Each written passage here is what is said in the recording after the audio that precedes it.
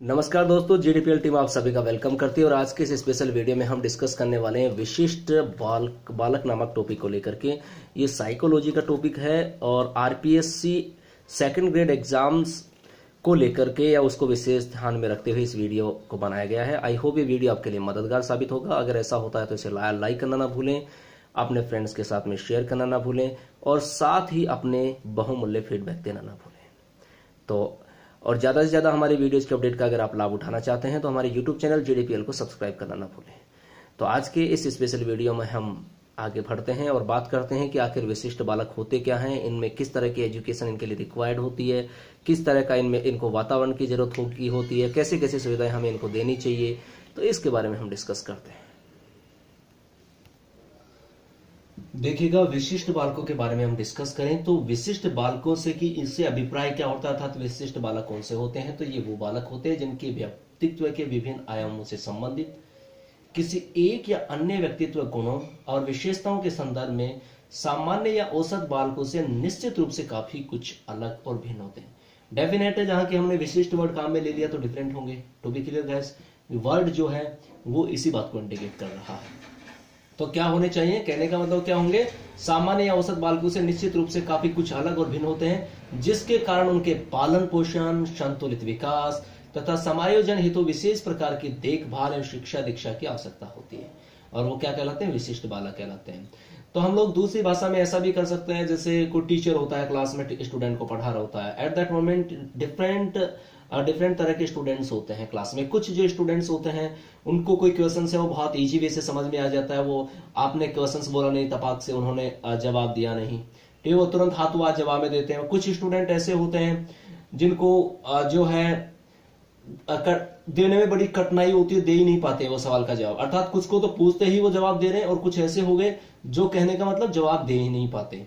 तो कहने का मतलब होता है जिन विद्यार्थियों को जिन विद्यार्थियों का सामना करने में कठिनाई महसूस करता है उन्हें अधिकांशतः विशिष्ट बालक कहते हैं। शॉर्ट में हम लोग ऐसा कह सकते हैं। फिर से समझ लीजिएगा, जब टीचर क्लास में, जैसा कि अभी अब आप लोग सेकंड ग्रेड का एग्जाम दे रहे हैं, डेफिनेटली है कि आप में से लगभग ऐसे कैंडिडेट होंगे जो अभी भी टीचिंग लाइन से जुड़े होंगे, या आपने जब बीएड किया होगा, डेफिनेटली है कि आप लोगों ने उस दौरान भी टीचिंग तो करवाई है, so that you can understand easily कि हमारा उस दौरान क्या होता है। काफी सारे स्टूडेंट्स होते हैं जो हमारे क्वेश्चंस का जो आंसर होता है वो बहुत ही तपाक से देते हैं। तो एट दैट मोमेंट क्या होता है कि कुछ तो ऐसे स्टूडेंट जो टीचर के क्वेश्चन सुनते हैं जवाब दे रहे हैं, और कुछ स्टूडेंट ऐसे होते हैं जो जवाब दे ही नहीं पाते। सो दैट हम लोग इसको इस तरह से कह सकते हैं, अध्यापक जिन विद्यार्थियों का सामना करने में कठिनाई महसूस करता है या उन्हें अधिकांशतः विशिष्ट बालक कहते हैं। तो भी क्लियर। अब बात करते हैं कि विशिष्ट बालकों के बारे में अलग अलग विद्वानों की क्या राय है। तो देखिएगा, अगर हम लोग बात करें टेलफोर्ड और सोरे की, तो विशिष्ट बालक शब्दावली का प्रयोग उन बालकों के लिए करते हैं जो सामान्य बालकों से शारीरिक, मानसिक, संवेगात्मक या सामाजिक विशेषताओं में इतने भिन्न होते हैं कि उन्हें अपनी क्षमता के अधिकतम विकास हेतु विशेष सामाजिक और शैक्षिक सेवाओं की आवश्यकता पड़ती है। ऐसी परिभाषा दी है टेलफोर्ड और सोरे ने। टू बी क्लियर गाइस, एक बार फिर से सुन लीजिएगा। टेलफोर्ड और शोरे जो हैं उन्होंने परिभाषा दी है किसको लेकर के? विशिष्ट बालक को लेकर के, कि विशिष्ट बालक शब्दावली का प्रयोग उन बालकों के लिए करते हैं जो सामान्य बालकों से शारीरिक, मानसिक, संवेगात्मक या सामाजिक विशेषताओं में इतने अधिक भिन्न होते हैं कि उन्हें अपनी क्षमता के अधिकतम विकास हेतु विशेष सामाजिक और शैक्षिक सेवाओं की आवश्यकता पड़ती है। To be clear guys. अब बात करते हैं आगे की विशिष्ट बालकों के प्रकार के, यानी कि विशिष्ट बालक जो होते हैं उनके प्रकार को लेकर के हम डिस्कस करते हैं, क्योंकि इस तरह के एग्जाम में पूछे जाते हैं। तो देखिएगा, हम लोग इसको एक तो ले सकते हैं प्रतिभाशाली। क्या? प्रतिभाशाली बालक, जिसे हम लोग कहते हैं गिफ्टेड चिल्ड्रन, राइट। दूसरा हम लोग ले सकते हैं सृजनात्मक।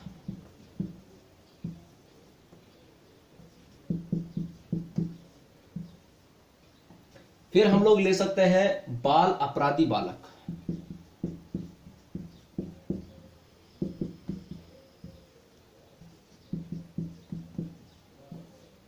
फिर हम लोग ले सकते हैं पिछड़े बालक।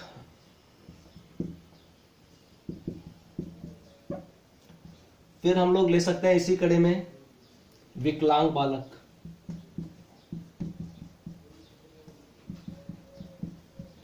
इसके अलावा हम जैसे बात कर सकते हैं तो अधिगम अक्षम बालक।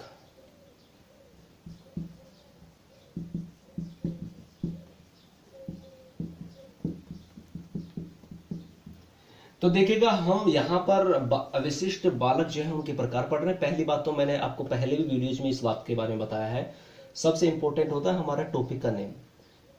जब टॉपिक का नेम हमें समझ में आ जाता है तो धीरे धीरे उसमें क्या है, नीचे की बातें कड़ी वाइज कड़ी समझ में आ जाएंगी। तो सबसे पहले तो हमें इसी बात का ध्यान रखना है कि विशिष्ट बालक होते क्या है। जब ये बात आपको समझ में आ गई तो आगे आपको कहीं कोई दिक्कत नहीं आने वाली क्वेश्चंस का आंसर देने में और साथ ही आगे की जो थीम है उसको समझने में। तो देखिएगा, इसमें हम लोग इसको कितने भागों में बांट दिया है कि विशिष्ट बालकों के, जैसे प्रतिभाशाली बालक को ले लिया। तो प्रतिभाशाली आखिर कौन होते हैं? पहली बात तो डेफिनेट प्रतिभाशाली इसके नाम से ही इंडिकेट हो रहा है, यानी कि प्रतिभाशाली स्टूडेंट्स, आप लोगों ने देखा होगा कि जो स्टूडेंट बहुत ज्यादा होनहार होते हैं, जो आपने देखा होगा कि जब भी कोई भी एग्जाम्स इत्यादि होते हैं उसमें या तो बहुत अच्छे मार्क्स प्राप्त कर रहे हैं या फिर जैसे बहुत अच्छे कोई भी अवार्ड्स इत्यादि होती है उसमें वो प्राप्त करते हैं। तो वो किसी भी क्षेत्र में हो सकता है। उसका मतलब ये नहीं कि हम लोग पढ़ाई में सिर्फ प्रतिभाशाली होते हैं। प्रतिभाशाली शब्द को समझने की कोशिश करनी है। तो प्रतिभाशाली बालक यानी कि शैक्षणिक क्षेत्र में नहीं, अपितु जैसे संगीत हो गया या फिर नृत्य हो गया, खेलकूद हो गया, अभिनय हो गया एवं नेतृत्व में सफल बालकों को भी प्रतिभाशाली कहा जाता है। इस बात का ध्यान रखना है। तो प्रतिभाशाली का मतलब आप एक अपने माइंड को ब्रॉड करना है, नैरोली नहीं सोचना है कि यार प्रतिभाशाली स्टूडेंट जिसने अच्छे मार्क्स लाए वही प्रतिभाशाली है। पढ़ाई में भी हो सकता है, पढ़ाई के अलावा वो खेलकूद में भी हो सकता है, किसी संगीत इत्यादि में हो सकता है, किसी नृत्य इत्यादि में हो सकता है, किसी लीडरशिप इत्यादि में हो सकता है। सो दैट वो क्या कहलाएगा? प्रतिभाशाली होता है। तो देखिएगा, ऐसे बालकों की बुद्धि लब्धि सामान्यतः 130 या 140 से अधिक होती है। कितनी होती है? 130 या 140 से अधिक।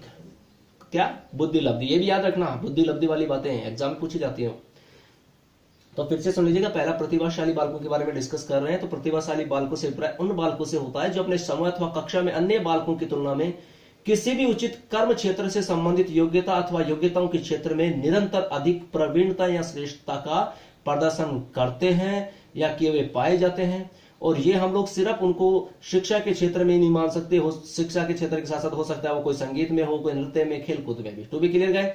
ऐसे विद्यार्थी निश्चित रूप से ही प्रतिभाशाली बालक होते हैं। To be clear? फिर बात करें प्रतिभाशाली बालक के बारे में, अगर हम लोग बात करें तो टर्मन साहब ने इनके बारे में एक डेफिनेशन दी है कि प्रतिभावान बालक के बारे में उन्होंने कहा है कि शारीरिक, सामाजिक, संवेगात्मक दृष्टि से सर्वाधिक उच्च होते हैं। To be clear? आप बात करते हैं कि प्रतिभाशाली बालकों के बारे में एक दो विशेषताएं और बता दें। तो देखो, प्रतिभाशाली बालकों का शारीरिक गठन, स्वास्थ्य सामान्य बालकों से एक तो उन्नत होता है। फिर प्रतिभाशाली बालक व्यक्तिगत समस्याओं का समाधान करने में क्या होते हैं? सक्षम होते हैं। फिर प्रतिभाशाली बालक विशिष्ट रूप से स्वस्थ, सुसमायोजित, आकर्षक और नैतिक रूप से उत्तरदायी होते हैं। ये भी आपको ध्यान रखना है। To be clear? और क्रो ने प्रतिभाशाली बालक के बारे में डेफिनेशन दी कि प्रतिभाशाली बालक दो प्रकार के होते हैं। वे बालक जिनकी बुद्धि लब्धि 130 से अधिक होती है, और जो असाधारण बुद्धि वाले होते हैं तभी बालक जो कला, गणित, संगीत, अभिनय आदि में किसी एक या अधिक में विशिष्ट योग्यता रखते हैं। To be clear guys? अब आगे बढ़ते हैं। देखिए गाइस, आप प्रतिभाशाली बालकों की अगर हम एजुकेशन के बारे में बात कर रहे हैं, यानी कि गिफ्टेड जो चिल्ड्रन होते हैं उनकी एजुकेशन के बारे में डिस्कस करें, तो गाइस प्रतिभाशाली बालक होते हैं तो उनको बालकों की जल्दी से अगली कक्षा में एक तो उनको प्रमोट कर देना चाहिए। To be clear? क्योंकि उन्हें एक या दो कक्षाएं चढ़ने के अवसर दे दिए जाने चाहिए। क्योंकि प्रतिभाशाली जो इंटेलिजेंट होंगे अर्थात जो गिफ्टेड चिल्ड्रन होते हैं तो उन्हें ऐसा चांस देना चाहिए। फिर इनके लिए है वो विद्यालय भी कैसे होने चाहिए? भिन्न होने चाहिए। कैसे विद्यालय होने चाहिए? भिन्न विद्यालय, यानी कि एक तो उनको कक्षा में प्रमोट कर देना चाहिए, दूसरा भिन्न विद्यालय होने चाहिए। प्रतिभाशाली बालक को ध्यान में रखते हुए अलग विद्यालयों की व्यवस्था करनी चाहिए ताकि जो प्रतिभाशाली बालक हैं वो अपनी योग्यताओं को विकसित कर सके। ये भी इंपॉर्टेंट चीज है। फिर होता है व्यक्तिगत शिक्षण। अगर बात करें तो उनके लिए व्यक्तिगत शिक्षण, तो प्रतिभाशाली बालकों को व्यक्तिगत रूप से शिक्षा प्रदान करनी चाहिए जिसके द्वारा उनकी जिज्ञासाओं को संतुष्टि की जा सके। अभी आपने देखा होगा कि आप लोग स्कूल लेवल की बात करें या फिर अलग करें तो जैसे मेरिट की बात चलती है तो मेरिट होल्डर के लिए क्या होते हैं, स्कूल वाले को कोई उनको जब प्रतिभाशाली स्टूडेंट दिखाई देता है तो उसके लिए कुछ अलग से व्यवस्था क्यों की जाती है? आपने देखा होगा वो इसीलिए की जाती है सो दैट वो अपना जो है विकास कर सके, अर्थात उसको संभावना मिल सके। तो हम लोग इजी वे से इस चीज को समझ सकते हैं कि उन्हें एक तो प्रमोट करना चाहिए, दूसरा उनके लिए भिन्न विद्यालय होना चाहिए, व्यक्तिगत शिक्षक होना चाहिए, और पाठ्यक्रम कैसा होना चाहिए? विस्तृत पाठ्यक्रम होना चाहिए। तो भी क्लियर गाइस? अब ये जो है ये विशिष्ट बालक में हमने प्रतिभाशाली बालकों के बारे में बात कर रहे हैं। अब दूसरी बात करें सृजनात्मक बालक। इसके बारे में सवाल पूछा जाता है अक्सर कि आखिरकार सृजनात्मक बालक क्या होते हैं। सृजनात्मक बालक का मतलब क्या हुआ है? बालक जो तुरंत निर्माण करता है, या नूतन, सॉरी माफी चाहता हूं, जो नूतन निर्माण करता है। क्या करता है? नूतन। नूतन का मतलब क्या होता है? नया। क्या होता है? नया। और वैसे भी सृजनात्मक, क्रिएटिव, क्या हो गया इसका अर्थ? इंग्लिश क्या होता है? क्रिएटिव। तो क्रिएटिव का मतलब जो क्रिएट करे, तो न्यू थिंग जो क्रिएट करेगा अर्थात कुछ नूतन चीजों का निर्माण करेगा, अथवा विभिन्न अनुपयोगी वस्तुओं से कोई नवीन वस्तु बना लेता है, वो क्या कहलाता है? सृजनात्मक बालक कहलाता है। सृजनात्मक प्रतिभाशाली बालकों का एक विशिष्ट गुण होता है, यदि बालकों की सृजनात्मकता की पहचान शीघ्र कर ली जाए, उनके विकास को समुचित प्रयास की जाए, तो निश्चित ही राष्ट्र को अतुल्य संपत्ति प्राप्त हो सकती है, ऐसा विद्वानों की मान्यता है। क्योंकि एक्चुअली में क्या होता है कि क्रिएटिव जो लोग होते हैं ना, यही हर चीज को कर सकते हैं। नई नई चीजों को क्रिएट करना क्या कहलाता है? ऐसा काम कौन कर सकते हैं? सृजनात्मक जो बालक होते हैं। तो अभी हमने सबसे पहले विशिष्ट बालक होते क्या हैं, विशिष्ट बालकों के को कितने भागों में हम लोग किन भागों में डिवाइड कर सकते हैं, फिर हमने पढ़ा कि प्रतिभाशाली बालकों की क्या विशेषताएं होती हैं, फिर अब हमने सृजनात्मक बालकों की तरफ बढ़ रहे हैं। तो गाइज इस वीडियो में इतना ही, बाकी नेक्स्ट वीडियो में इस कड़ी को आगे बढ़ाएंगे। Thank you for watching this video.